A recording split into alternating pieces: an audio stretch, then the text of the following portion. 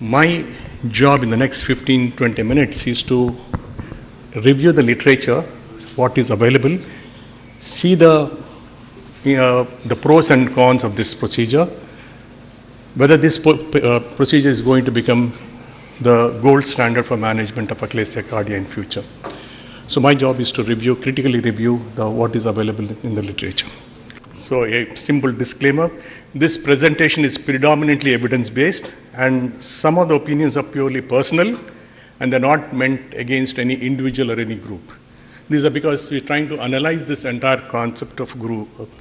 Now the statement made for POEM, the paraoral endoscopic myotomy, is that it has got the potential to combine minimally invasive endoscopic procedure with the possible long-term outcomes of surgical myotomy. This is the statement made, and if we have to critically analyze this, it means that we have to systematically review, judge the trustworthiness of this procedure in the current evidence-based era as regards the technique and the data. So what I'm going to do is review the technique and also the data that is available, and of course I'll add some personal comments, share with you, man ki baat, saath saath. I think this is not printed anywhere, so this is purely personal experiences. That's the reason why I'm saying it is not meant against anybody else in particular. Now, just take a look at the steps that we go through in Heller's myotomy as compared to POEM procedure. Heller's conventionally done in endotracheal general anesthesia. POEM is either endotracheal, nasotracheal general. It's a difficult compared to conventional Heller's myotomy. I've seen anesthetists struggling because of the simple reason patients go into repeated episodes of hypercarbia, partly because of it is partially controlled carbon dioxide insufflation. Unlike laparoscopy wherein you have a regulator, here it is ultra low, low or high flow at which the carbon dioxide gets in. So the rate at which the carbon dioxide is pumped in is not completely controlled, unlike in laparoscopy. That's the reason that anesthetists find it very, very difficult, and sometimes it is possible that we have to stop the procedure for some time and then continue this procedure subsequently. So technically, it's more demanding for the anesthetist. Technically, Heller's myotomy is performed in operation theatre. POEM, as per the literature, it is performed in the operation theatre, endoscopy room, and some series show that it is shifted from operation theatre to the endoscopy room also. My concerns are about this compromised sterility and associated infectious complication, especially when you're doing an endoscopy suite. That basically just you extrapolate this example of duodenoscope infection that recently has triggered off a widespread this thing in the endoscopy circles, wherein you talk about the CRE infections. We do the same thing in endoscopic myotomy. We attach this hood with a small piece of plaster at the tip of the thing, and we do this in endoscopy, and some of these instruments are still sterilized or cleansed in glutaraldehyde solution. And if you extrapolate the experience that we have in this part of the world with laparoscopy, wherein we have atypical mycobacterial infections, and if you extrapolate this to what happens on the endoscopy side, it is likely that these could be some very severe infections which would be very difficult to treat. This is my concern, though it is not published anywhere. Who should be performing this procedure? Traditionally, Heller's are done by surgeon. POEM is done by both surgeon and endoscopist. Again, the concern is, as Amit told you, orientation, in-depth knowledge of anatomy, pathophysiology, consequences of anesthesia, procedure, and post-op management is very, very important. It is not just looking at one video and trying to go and do this procedure. You have to know the anatomy very well. With due apologies, I'll tell you, recently I've seen a workshop wherein the gentleman was saying that he did a posterior incision and he says he can see the heart. I mean, terribly, it's a wrong concept that you're giving to the student or the people who are going to practice it. I think we should be aware of what we're doing. We should be aware of the anatomy, where we're making an incision, not what we are up to before we proceed on to this procedure. That's a beautiful video. People like Amit can do it within, I've seen him do within about 20 minutes the entire procedure. That is because of the sheer experience and the basic anatomical knowledge one person has, and you get into the correct planes. The primary access on Heller's is through the anterior abdominal wall. you do a standard preparation and you use a multi-port or a single port. When it comes to POEM, it's the oral cavity that's the primary axis, and there is a lot of literature to show that the oral cavity is cleansed with chlorhexidine solution, and it is definitely less invasive than an anterior abdominal wall incision. Access to the target, as Amit was telling you, actually in Hurlers it's a transhiatal axis, and after the thing partial approximation can be done, and this is not very crucial in a Hurlers myotomy, but when it comes to POEM procedure, it's a transmucosal axis. Clip approximation is absolutely essential. It is a very crucial part of the entire procedure. So this is the basic difference between a Hurlers and a POEM procedure, and recognition of lower esophageal sphincter is quite challenging endoscopically. We look at the palisading vessels, the widening of the submucosa, and you basically base your entire procedure based on a tactile feedback that you get on the endoscope. Look at the myotomy that we do compare between Hurlers and POEM. In Hurlers it is outside inside, and it is always below upwards. Both longitudinal and circular muscles are cut. The proximal extension of the myotomy is a limitation. You cannot go beyond a proximal limit unless and until you want to do a thoracoscopy. The distal 3 to 4 centimeter gastric myotomy is done in an undistended stomach in Hurlers. Compared with POEM, it's an inside-outside myotomy. Literature shows it is either cut from below upwards or above downwards. Literature again says, some people say only circular muscle is cut, some people say circular muscle and longitudinal muscle, some people say circular muscle above and both muscles below. But invariably, if you see the procedure, even if you cut the circular muscle, because of the sheer carbon dioxide pressure in the closed space and because of the pressure of the scope, the longitudinal muscle gets split. So whether you do a partial or a complete cut, most of the time the longitudinal muscle is cut. There is no limit to the proximal extension. You can extend whatever length you want. The distal myotomy is an extension. You're doing a 2 to 3 centimeter cut. This is mostly visualized in a distended stomach as compared to an undistended stomach in laparoscopy. This is my concern because this is what I feel could be. I mean, maybe suppose if you want, you have to make a bigger incision to make sure that your incision is about 2 to 3 centimeters. Does it make a difference whether you're making an anterior myotomy, posterior myotomy, or a lateral myotomy? I think it makes a difference because of this. You look at the sling fibers that are there at the GE junction. Traditionally, what we do is when you cut an anterior, we do an anterior myotomy like what Amit has seen, that we go through this longitudinal circular muscle, and here this is where you get the sling muscles here, sling fibers here. If you're making a lateral incision, obviously this is the same anatomy that we see on the anterior posterior side, but if you do on a lateral wall, the anatomy is going to be totally different. It is slightly going to be easier. Now the degree of myotomy that we do in Hurlers as compared to POEM.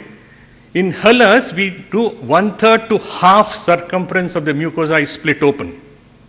And the reapproximation of these edges of the myotomy is prevented by suturing the edges of the myotomy to the cruri. But here in POEM, you see, it is less than 1/3 the circumference. It's just a cut that you're making. It is not exposing the entire thing to 1/3 to half the circumference. And reapproximation chances are quite high. We just have to follow up these patients on long term to see what happens to these patients on long term. GERD, additional anti-reflex procedure, is a part of surgical procedures in Hurlers. Now, there is no anti-reflex procedure. The incidence is variable from almost about 10% to 25-30%, and it's on par more or less with compared to Hurlers in the reported literature. As Amit very rightly said, part of the reflex is because the phrenoesophageal membrane is not disturbed. Part of the reflex, I believe, is because the muscle that we're splitting is just 1/3. You're not splitting open the entire thing to the 1/3 or half the circumference. That could also be partly responsible for the decreased reflex that is quoted in some of the literature. So whether you do a complete thickness or a partial circular muscle fiber, does it make any difference? There is adequate data to show that whether you do just the circular muscle or the circular muscle plus longitudinal muscle, the outcomes are the same. So invariably when you do this procedure, both the muscles are split. A lot of us talk about this high resolution manometry as on today, and based on this, we are supposed to subclassify and predict and select the patients based on the response, based on this manometry findings. Based on this, suppose if we take these are the types of achalasia cardia, what are the types of, what are we supposed to choose between? Supposed to choose between type 1 and type 2. But if you see, literature-wise, it is performed and shown to be effective in all types of achalasia. And you can see that this is a literature which shows sigmoid esophagus versus non-sigmoid esophagus, and they're shown that the results are good.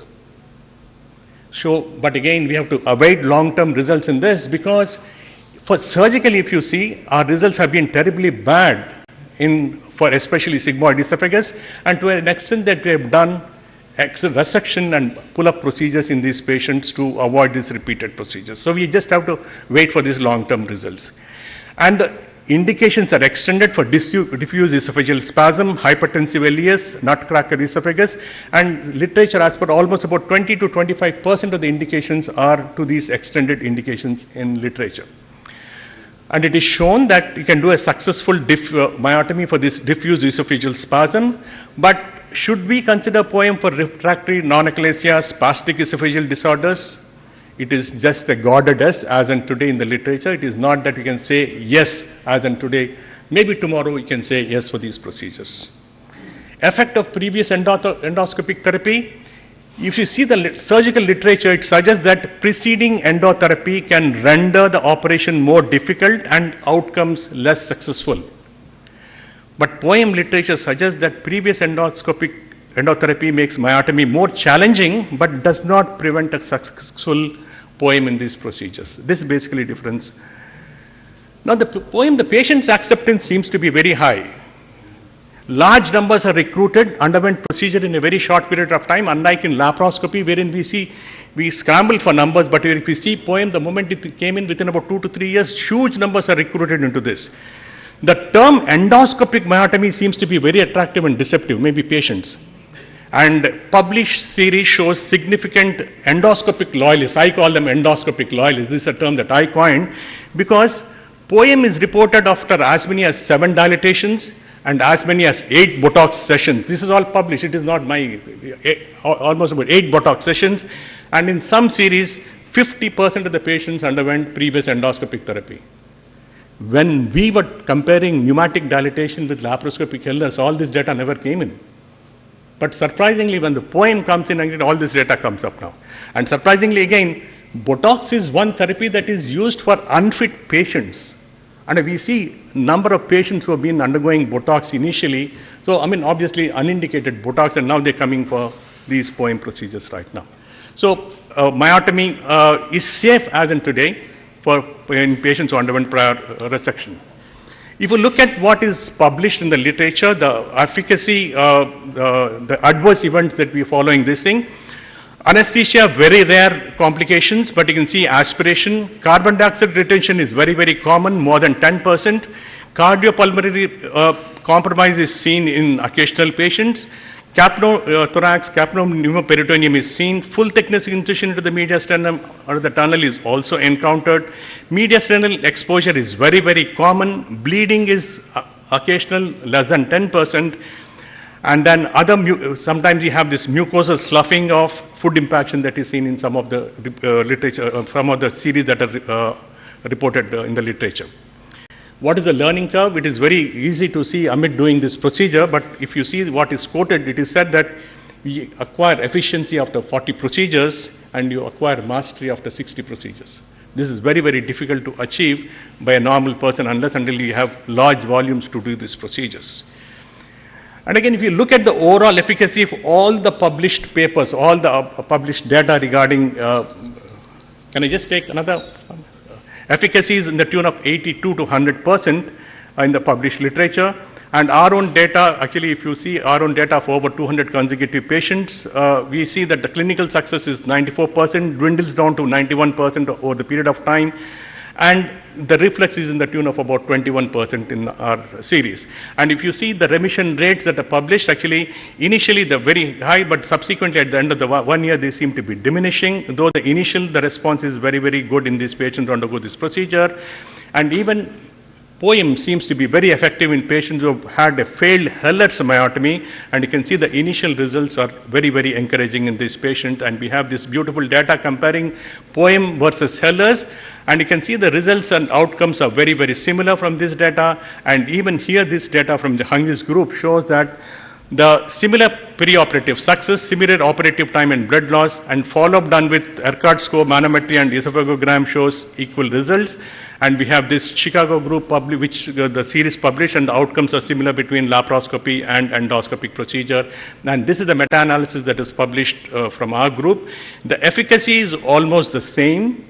And if you look at the Urquhart score, operative time, post-operative pain, and analgesics, it slightly seems to be favoring POEM procedure as compared to laparoscopy procedure. Hospital stay, adverse events, and post-op reflex also seems to be favoring POEM procedure as compared to laparoscopy. But this is all limited to just 6 months to 1 year, whereas we have surgical data which goes almost up to 10 years to 30 years, wherein they've shown that the 7% of them after 10 years have recurrence of symptoms, and maybe 35% after a follow-up of almost 30 years of time. So we just still have long time to follow up these patients to see. So if you look at the snapshot status, what is the difference between Heller's and the number of centers doing Heller's globally, POEM large volumes in about 20 centers, performed by surgeon, endoscopist and surgeon POEM, done in operation room. Predominantly, POEM is done in endoscopy suites now. The anesthesia is predominantly general. Monitoring is more crucial in POEM. Primary access is abdominal wall in Heller's, oral cavity in POEM. Access to the target is transhiatal in Heller's, transmucosal in POEM. Myotomy is anterior in Heller's. It is anterior, posterior, or lateral in POEM. Length of myotomy, the proximally there is a limitation. Distally there is no limitation, whereas in the POEM it's the reverse. We have proximally there is no limitation, but distally there is a limitation. Risk of vagus nerve injury is never talked about. It is possible in laparoscopy. When it's possible in laparoscopy, it should be possible even in endoscopic myotomy because you're doing an anterior dissection or a posterior myotomy. On-table complications can be tackled during surgery, but need some sort of surgical standby. BMI, there is some technical difficulty of doing Heller's in high BMI patient, but there is no technical difficulty, especially to do a POEM procedure. Reflux, we do an additional fundoplication, reported less reflux in POEM procedures. Prior failed treatments is variable difficulty is reported. Here it's reported as challenging but feasible in majority of these patients. Extremes of age, we have extensive data on Heller's. We have very limited data on POEM. Long-term follow-up is almost up to 30 years on the Heller's and is up to about 1 to 1.5 years on the POEM side. So POEM is an innovative promise technique in evolution, effective and relatively safe in experienced centers, experienced hands.